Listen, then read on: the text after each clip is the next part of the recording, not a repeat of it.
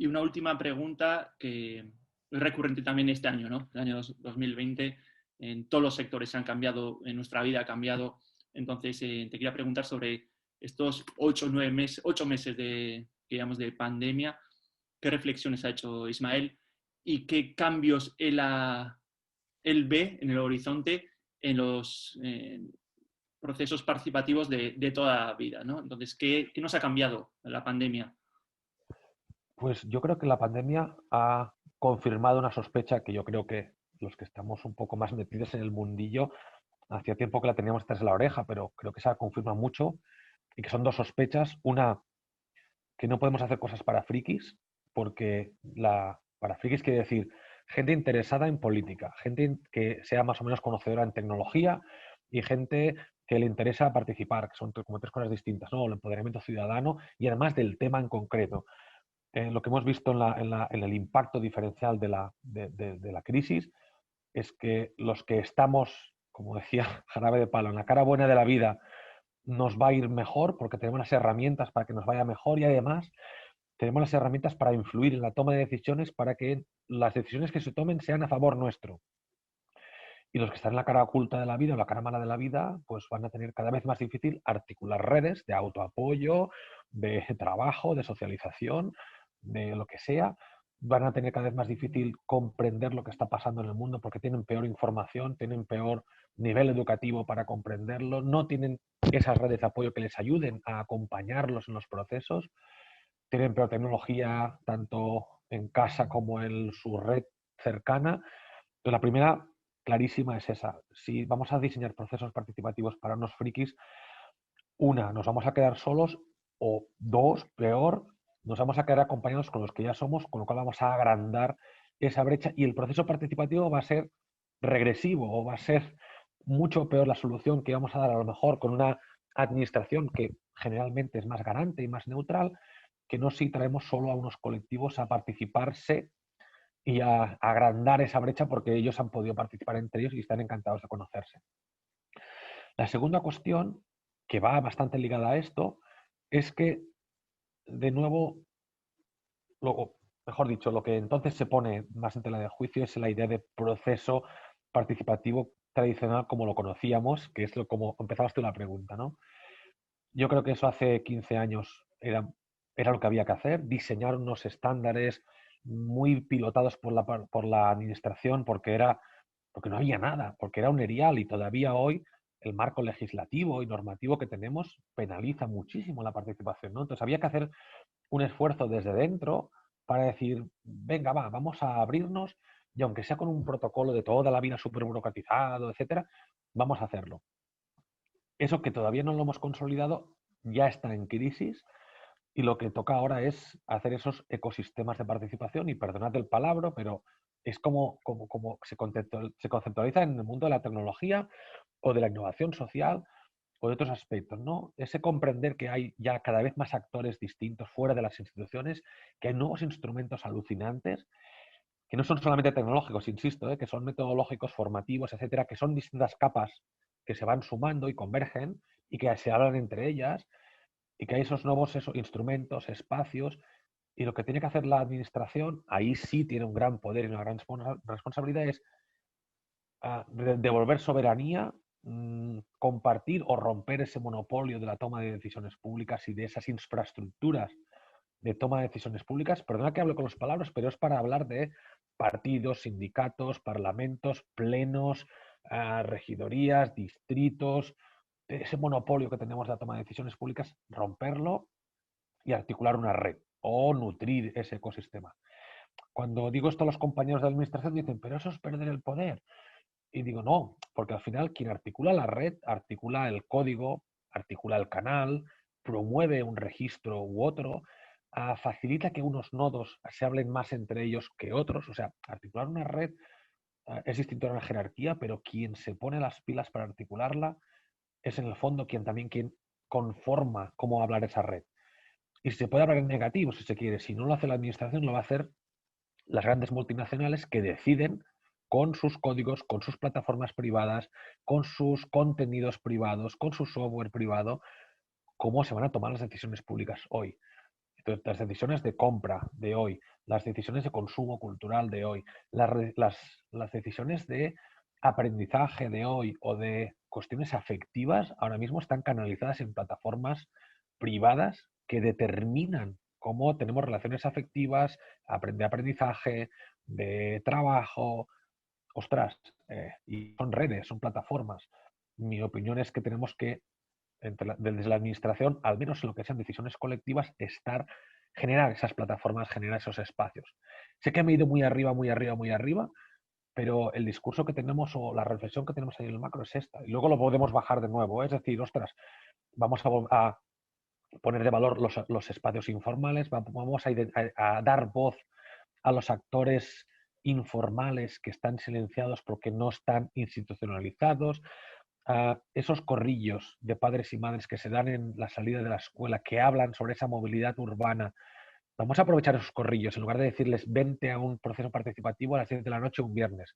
No hay ningún padre y sobre todo ninguna madre, porque ahí tenemos otras brechas también, que va a hacer eso a las 10 de la noche, estar en un proceso participativo. Y en cambio eso ya sucede en los WhatsApp de las escuelas, en la puerta del cole. Es muy difícil para una administración hacer este cambio de chip e irse a la puerta del cole e irse a los WhatsApps. Pero yo creo que es el reto y es donde tenemos que ir porque si no agrandamos la brecha que se está generando ahora mismo con esas grandes divisorias de conocimiento, de capacidad, de tecnología. Has utilizado la palabra de bajar, entonces yo también quiero bajar al día a día, ¿no? Y preguntarte ya para terminar, creo que también sé la respuesta, pero ¿en qué estáis trabajando en estos momentos? ¿Cuál es el gran reto que tenéis?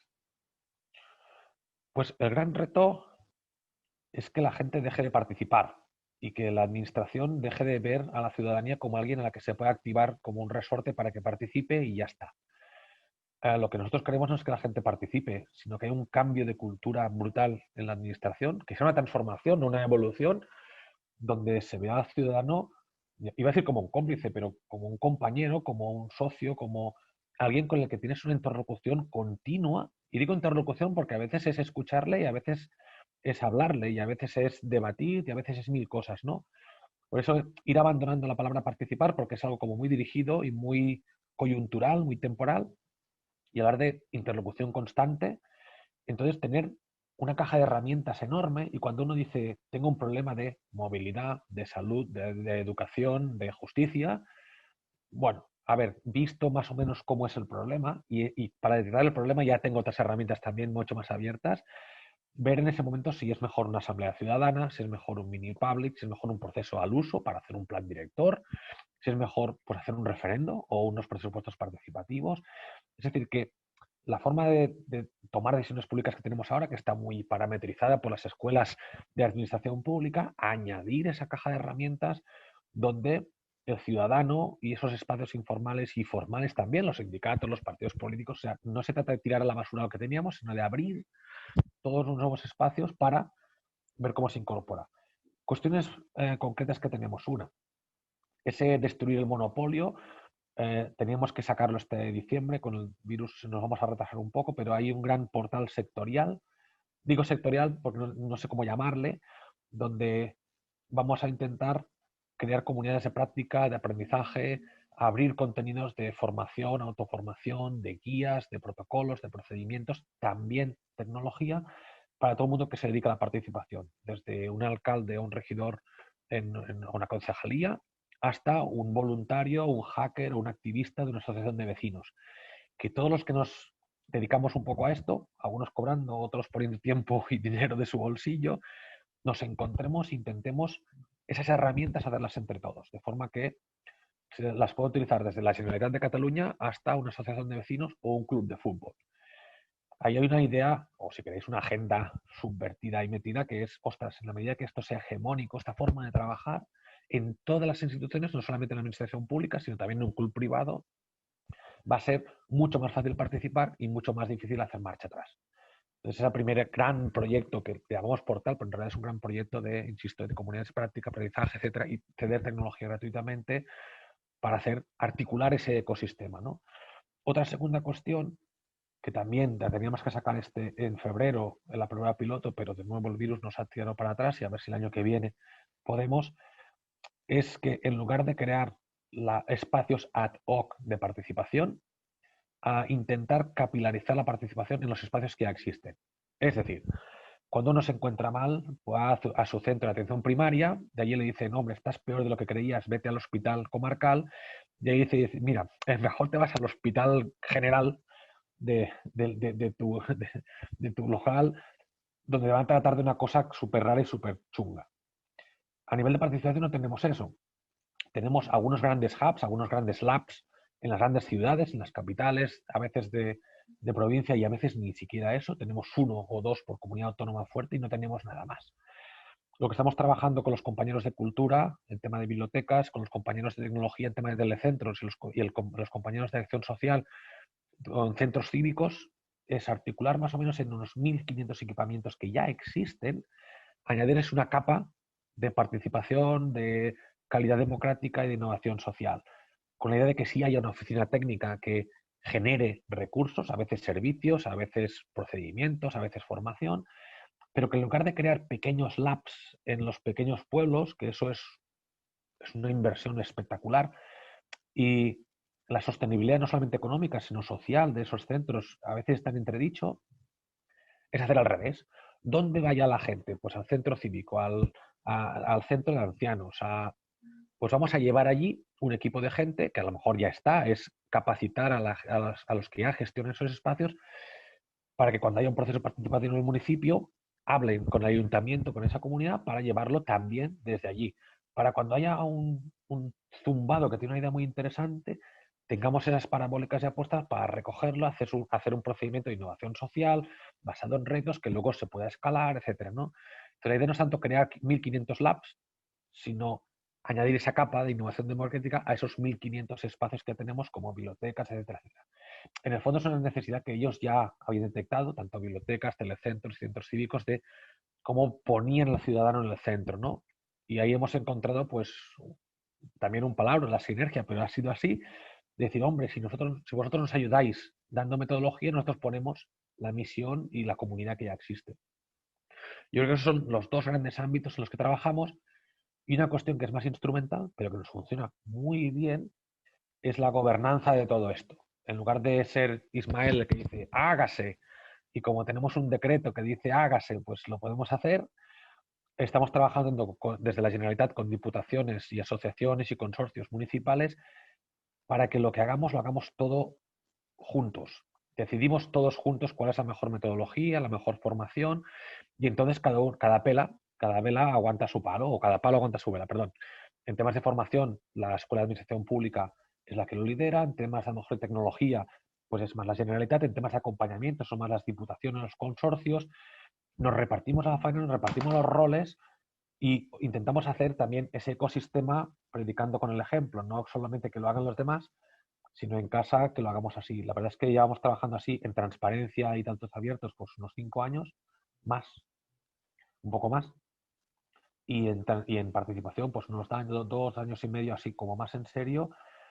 La verdad es que este modelo ha sido lo que nos ha permitido entrar en la Open Government Partnership de subnacionales este año y la verdad es que estamos muy contentos, nos felicitamos mutuamente por los logros, nos criticamos mutuamente por las cosas que no vemos bien y la verdad es que estamos, insisto, muy satisfechos de poder trabajar como mínimo en participación en un oasis donde, digamos, partidos políticos al margen conseguimos en el 90% estar de acuerdo en todo, ¿no? Yo creo que eso para mí es un gran logro y una cosa que vamos a reforzar muchísimo, pues sine die. Vale, Ismael, seguiría haciéndote preguntas, pero vamos a cerrar por hoy Muy y bien, decirte muchas gracias a nuevamente vosotras. por hacernos este hueco y mucha suerte con todo. Muchas gracias. Hasta luego.